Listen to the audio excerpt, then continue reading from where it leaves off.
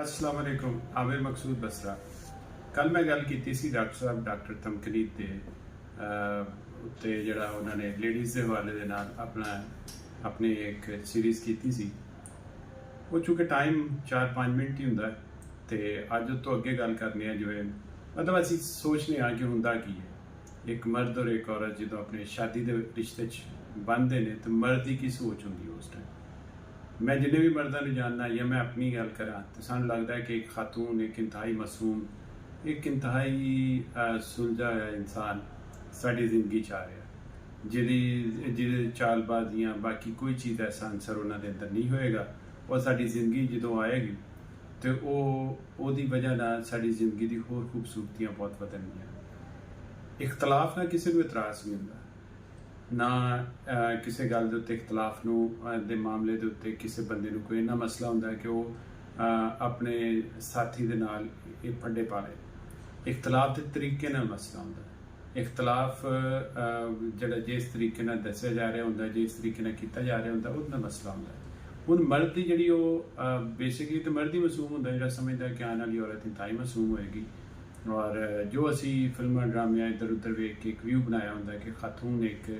अल्लाह ताला दी बड़ी खूबसूरत नेमत तो यह मतलब बुनियादी तौर के उत्ते मर्द जिहड़ा है वो पहले दिन तो औरत नूं इंतहाई खूबसूरत और वड्डा दर्जा दे के बैठा होंदा। हुण उस दर्जे तो हौली हौली उतरदी है तो औरत ही उतरदी है वो अपने रवैये तो उतरदी है या अपने जिस तरीके नाल वो मर्द चलना चाह रहा होंदा जिवें समझो कि असी अपने बच्चे को समझने और कोशिश करने साढ़े बच्चों की फितरत है असी उन्होंने मुताबिक डील करिए तो मतलब है कि जिवें मर्द ने समझना होंदा है कि वह खातून किवें में आने वाली तो इस तरह औरत ने भी समझना होंदा है कि मेरा जिहड़ा मर्द है ਉਹਦੀ बुनियाद की है ਉਹਦੇ रिश्ते ਦੇ ਵਿੱਚ ਉਹ ਕਿਹੜੀਆਂ ਚੰਦ ਚੀਜ਼ਾਂ ਐਸੀਆਂ ਹੁੰਦੀਆਂ ਨੇ ਜਿਹੜੀ ਉਹਦੇ ਵਾਸਤੇ ਬਹੁਤ ਸੈਂਸਿਟਿਵ ਹੁੰਦੀਆਂ ਨੇ। अगर कोई भी औरत और कोई भी मर्द एक दूसरे के रिश्ते उस सेंसिटिविटीज़ को अंडरस्टैंड कर ले तो मेरा ख्याल उन्होंने दोनों वास्ते आसानी होती है। मसलन कुछ मर्द ऐसे होंगे ने जिन्होंने औरत का बोलना और वो बोलन की जी खूबसूरती वो कि महजब और कि खूबसूरत तरीके बोलती उन्होंने कमजोरी होंगी बल्कि सिर्फ औरत के हवाले ने उन्होंने इर्द गिर्द भी सारे लोगों उन्होंने एक कमजोरी होंगी है कि उन्होंने अच्छे बोलने वाले लोग पसंद होंगे और बड़े एडमायर होंगे और वो मुतासर होंगे उन्होंने। कई लोग होंगे ने जिन्होंने फन पुठियां सीधियां शरारतां वो चीज़ां एडमायर करदियां किसी न किसी तरीके ना। अच्छा वो रिश्ता जिहदे हुंदा की है कि वो अगर एक मर्द है उन्होंने बिहेवियर जिहड़ा वो या किसी भी चीज़ का किस अंदाज नाल किसी चीज़ को कहा जाता है वो वास्ते मैटर करता है तो अगर वो कई साल गुजरन तो बाद ये खातून में समझ नहीं आता तो उन्होंने मर्द का की कसूर है। अच्छा इस तरह उस रिश्ते कई बरीकियां होंगी क्योंकि ये कोई टेंजिबल तो होंगी नहीं कि भाई असी एक इमारत बना लेनी एक इंटेंजिबल चीज़ है जिहदे सिर्फ खसूसियात ही सारा कुछ होंगे। खसूसियात की बुनियाद के उत्ते तल्लुक खराब होंदा खसूसियात की बुनियाद के उत्ते तल्लुक मजबूत होंदा। जिवें बच्चे नूं अगर किसी बच्चे नूं तुसीं थोड़ा जिहा बुरा भला या गुस्से नाल वेखो तो माँ का दिल किवें तड़पदा है कि कदी कोई सोचा उस औरत अपने खामद बारे भी इंज तड़पदा कि कदी जिवें खामद और खामद के घर के मामलात औरत अपने पिछलियां दे नाल डिस्कस कर लेंदी है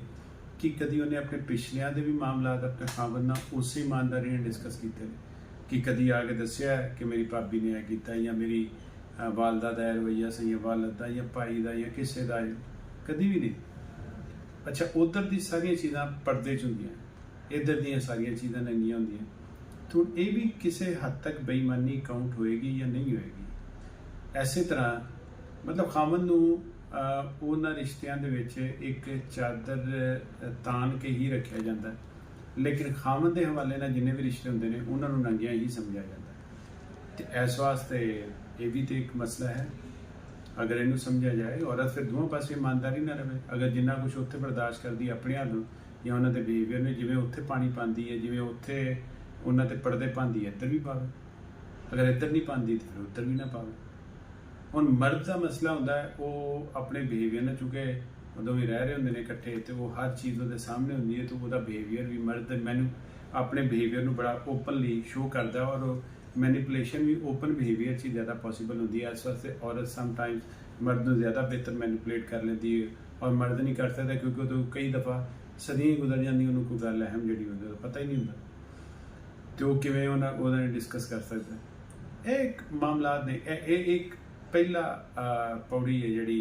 असी मामलात के हवाले ना समझने की कोशिश करिए शायद ये कोई भला हो जाए साडा ही भला हो जाए किसी होर दा भी भला हो जाए। मैं तेनों हकीकत दसना कि मेरे जिन्ने ही दफ़ा भी दोस्तों ने इकट्ठा मैं कभी किसी एक मर्द नूं भी इन्ना खुश नहीं देखा अपनी औरत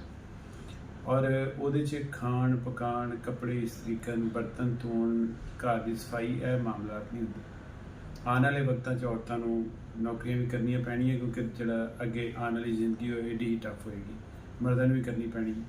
ਤੇ ਦੋਵਾਂ ਨੇ ਮਿਲ ਕੇ ਘਰ ਚਲਾਉਣੇ ਤੇ ਜਦੋਂ ਦੋਵਾਂ ਨੇ ਮਿਲ ਕੇ ਚਲਾਣੇ ਨੇ ਤੇ ਉਦੋਂ ਜ਼ਾਹਿਰ ਹੈ ਬਹੁਤ ਸਾਰੀ ਹੋਰ ਨਵੀਆਂ ਐਡਜਸਟਮੈਂਟਾਂ ਹੋਣਗੀਆਂ ਲੇਕਿਨ ਇਸ ਟਾਈਮ ਤੇ ਹੋ ਰਹੀ ਹੈ। ਹੁਣ ਮਰਦ ਦੇ ਡੀਐਨਏ ਮਰਦ ਦੇ ਜੀਨਸ ਦੇ ਵਿੱਚ ਮਤਲਬ ਸਦੀਆਂ ਦਾ ਇੱਕ ਡੀਐਨਏ ਡਿਵੈਲਪ ਹੋਇਆ ਕਿ ਉਹ रूलर तरह बिहेव करता है क्योंकि वो सदियों तो इस रोल के आता जा रहा अगे औरत का एक अपना रोल है वो आती जा रही है। हुण आके वो इस सदी के रोल जोड़े ने आपस में मिस हो गए पता नहीं किन्ने अरसियां DNA दे जी रैक्टिफिकेशनस होणगियां और एडजस्टमेंट होणगी एक टाइम लगेगा। लेकिन यूरोप के अज औरत तड़पदी है कि मैनूं कोई अपना ले उत्थे मर्द नहीं बनाना चाहता वो कहना ठीक है बच्चे बच्चों पैदा किया वा शादी शुदी की लोड़ है कि जिम्मेदारी लैन की लोड़ है।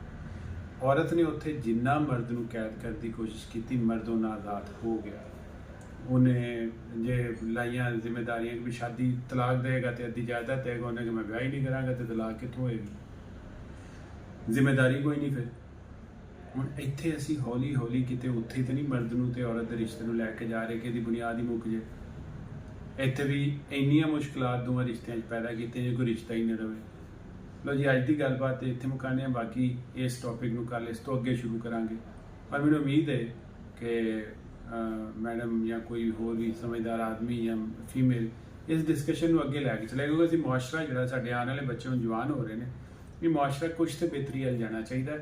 तकसीम की बजाय आ जिहड़ा एक एवें डंडा चुक्या मर्द इंज हुंदा औरत इंज हुंदी इहदे दरम्यान दे विच दा राह की है ये कड्ढण की कोशिश करिए। हुण चाहना मैं इजाजत लेकिन उस तो पहला kurta blue dark blue patched kurta जिहड़ा है तुहानूं मेरी वैबसाइट तो सिर्फ 3000 का मिलेगा मकसूद.pk ते MAQSOOD.pk तो फ्री होम डिलीवरी के नाल इंतहाई खूबसूरत ज़बरदस्त फैब्रिक और प्यारा जिहा डिज़ाइन। मैनूं उम्मीद है तुसीं जरूर जाओगे खरीदोगे। हुण मैं चाहना इजाजत अल्लाह हाफिज़।